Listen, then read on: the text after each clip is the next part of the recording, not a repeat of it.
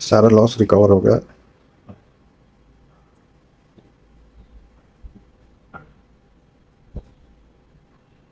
आज का जो टॉपिक रहेगा वो ये रहेगा कि लाइव ट्रेड लेके मैं दिखाऊंगा कि ऑप्शन बाइंग में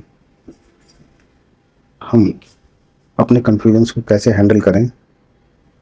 और मैं निफ्टी में ट्रेड लेके दिखाऊंगा। इसमें जो आगे बताऊंगा कि कन्फ्यूजन कैसे क्रिएट होता है और क्या चीज़ें हमें प्रैक्टिस करनी है जिससे कि हमारी ट्रेडिंग स्टाइल कन्फ्यूजन फ्री हो जाए।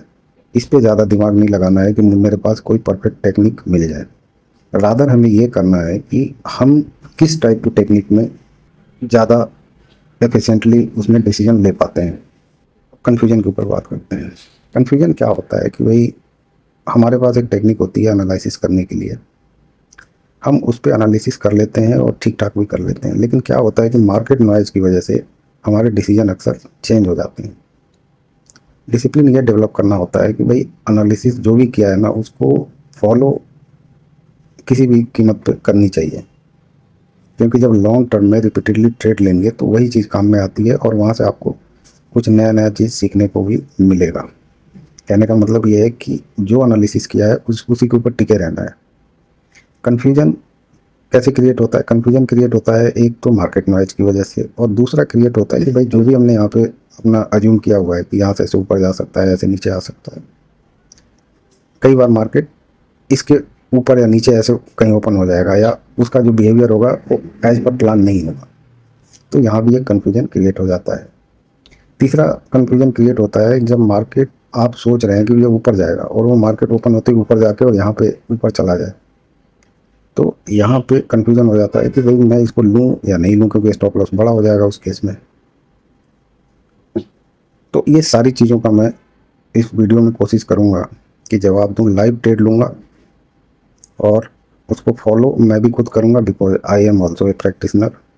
मार्केट ओपन हो चुका है, शांति से सोचते हैं कि भाई मार्केट जो है, जो ये वाला पार्ट है, इसको कुछ इसको और इसको जो है इसको थोड़ा सा इसके साथ मैच कर रहा है जो ओपनिंग है इसकी। इसका जो इनिशियल मोमेंटम है उससे पता चलेगा कि मार्केट जो है मुझे कौन सा ट्रेड लेना है। अभी एक आध कैंडल और बन जाने देते हैं। यहाँ ओपन नहीं हुआ है, ये ऊपर ओपन हुआ है, ये यहाँ पे होल्ड भी कर रहा है। अब सवाल ये है कि जो भी सेलर थे वो ट्रैप हो चुके हैं और मोमेंटम ऊपर का मिल चुका है, तो हमें क्या करना है अब कि इसको थोड़ा सा कूल डाउन होने देते हैं। थोड़ा सा भी नीचे जा सकता है, लेकिन इतना इंतज़ार नहीं करते, मैंने ट्रेड ले लिया। स्टॉप लॉस कहाँ होगा? स्टॉप लॉस इस एरिया के आसपास रहेगा, 533 के आसपास। तो अब कोई कन्फ्यूजन नहीं है, मैं ये सारी चीज़ें डिलीट कर देता हूँ। अब यहाँ दो बातें होंगी। मैंने ट्रेड ले लिया, अब मेरे हाथ में कुछ भी नहीं है। मेरे हाथ में क्या है कि एक स्टॉप लॉस है और दूसरा टारगेट है। मेरा टारगेट कहाँ रहेगा? टारगेट इस लिक्विड जोन में रहेगा, इसके आसपास ऐसे 636 के आसपास। सारा लॉस रिकवर हो गया।